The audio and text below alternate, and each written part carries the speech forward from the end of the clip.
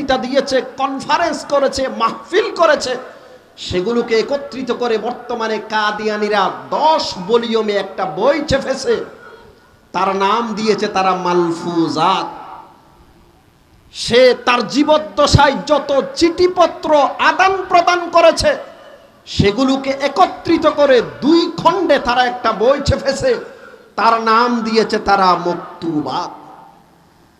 মির্জা গোলাম আহমদ কাদিয়ানী, তার ক্যারেক্টার নিয়ে যদি আলোচনা করতে চাই আপনারা আশ্চর্য হয়ে যাবেন। সে ছিল ব্রিটিশ সরকারের চর, তাদের দালাল, ইংরেজদের দালাল ছিল মির্জা গোলাম আহমদ কাদিয়ানী। সে নিজেই বলেছে, রোহানি খাজায়েন 15 নম্বর খণ্ড 155 নম্বর পৃষ্ঠাতে সুস্পষ্ট ভাষায় বলেছে যে ইংরেজ সরকারের সমর্থনে আমার জীবনের অধিকাংশ সময় আমি কাটিয়েছি। জিহাদের বিরুদ্ধে ইংরেজ সরকারের সমর্থনে যা বই পুস্তক আমি রচনা করেছি, যা লিফলেট আমি প্রচার করেছি, তা যদি একত্রিত করা হয় সে বলেছে 50টি আলমারি ভরে যাবে। শুধু তাই নয়, মির্জা গোলাম আহমদ কাদিয়ানী আরো বলেছে যে ইসলাম 2টি জিনিসের নাম। 1 নাম্বার হলো আল্লাহর আনুগত্য করা, 2 নাম্বার হলো ব্রিটিশ সরকারের আনুগত্য করা। শুধু তাই নয়, মির্জা গোলাম আহমদ কাদিয়ানী আরো বলেছে, রোহানি খাজায়েনের মধ্যে স্পষ্ট ভাষায় লেখা আছে, সে বলেছে যে ব্রিটিশ সরকারের অধীনে আমরা যেই নিরাপত্তা পাচ্ছি মক্কা মদিনাতে সেই নিরাপত্তা আমরা পাবো না। মুহতারাম হাজিরিন, মির্জা গোলাম আহমদ কাদিয়ানী একজন মৃত্যুক ছিল। এমন কোন খারাপ চরিত্র নেই যেগুলো মির্জা গোলাম আহমদ কাদিয়ানীর মধ্যে ছিল না। সে একজন মৃত্যুক ছিল। সে বলেছে আমার মৃত্যু হবে মক্কায় অথবা মদিনাতে, অথচ মির্জা গোলাম আহমদ কাদিয়ানী তার জীবদ্দশায় মক্কা মদিনা চোখেও দেখেনি। শুধু তাই নয়, তার জামানায় একজন বড় আলেম ছিল মাওলানা আমরতসরি রহমতুল্লাহ আলাই, সানাউল্লাহ আমরতসরি রহমতুল্লাহ আলাই। মাওলানা সানাউল্লাহ আমরতসরি রহমতুল্লাহ আলাই ওনাকে সবসময় বলতো, তুমি দাজ্জাল, তুমি কাজ্জাব, তুমি মৃত্যুক।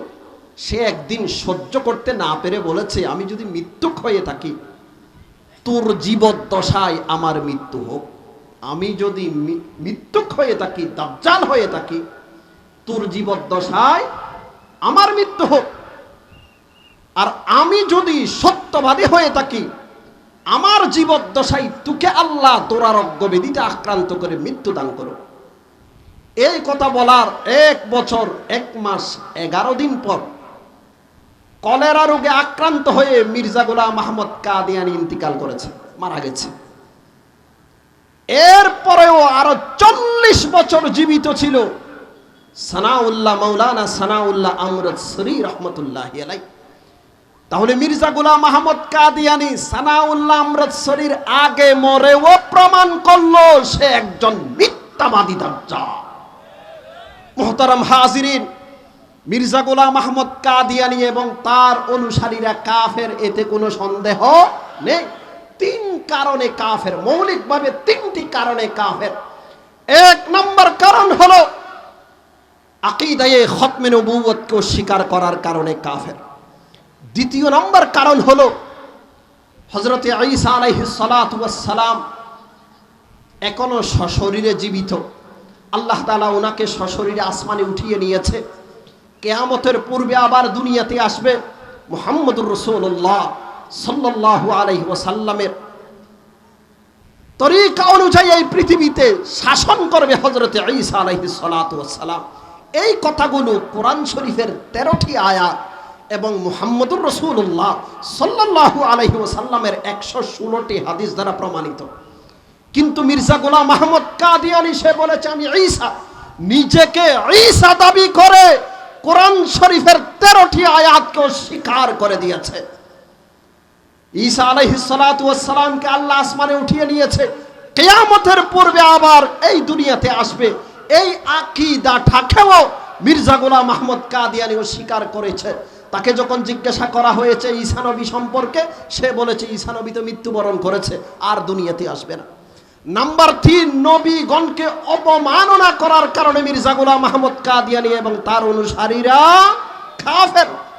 কেমন অপমাননা করেছে আপনারা জানেন? সে বলেছে যে সমস্ত নবী রাসূল আমার আগমনের কারণে জীবিত হয়েছে, সমস্ত নবী রাসূল আমার জামার পকেটের মধ্যে আছে। নাউজুবিল্লাহ বলবেন না। শুধু তাই নয়, সে এটাও বলেছে মুহাম্মদুর রাসূলুল্লাহর জন্য চন্দ্রগ্রহণ হয়েছে, আমার জন্য চন্দ্রগ্রহণ হয়েছে, সূর্যগ্রহণ হয়েছে। শুধু তাই নয়, সে কথাও বলেছে যে ঈসা আলাইহিস সালাতু ওয়াস সালাম মদ পান করতেন, গালিগালাজ করতেন। ঈসা আলাইহিস সালাতু ওয়াস সালামের খানদান পুত পবিত্র ছিল, তবে তার 3 দাদি নানি বেবি চারিনী ছিল, তাদের প্রোডাকশন হচ্ছে ঈসা নবী। নাউযুবিল্লাহি মিন যালিক। কাজী ইয়াজ রাহিমাহুল্লাহ আশ-শিফা নামক কিতাবে বলেছে নবীগণকে যারা অবমাননা করেন তারা কাফের হওয়ার মধ্যে কোনো সন্দেহ নেই। সেজন্য মির্জা গোলাম আহমদ কাদিয়ানী এবং তার অনুসারীরা কাফের। মুহতারাম হাজিরিন, সর্বশেষ কথা, কাদিয়ানীদেরকে সরকারিভাবে যদি অমুসলিম ঘোষণা করা না হয়, আমাদের দেশের মানুষ সামাজিকভাবে ধর্মীয়ভাবে বিভিন্ন সমস্যার সম্মুখীন হচ্ছে। 1 নম্বর সমস্যা হলো তাদের বই পুস্তক পড়ে পড়ে আমাদের যুব সমাজ বিভ্রান্ত হচ্ছে। নাম্বার 2, তাদের দাওয়াত কবুল করে আমাদের যুব সমাজ কাদিয়ানী হয়ে যাচ্ছে। নাম্বার 3, তারা কাফের, আমরা মুসলমান।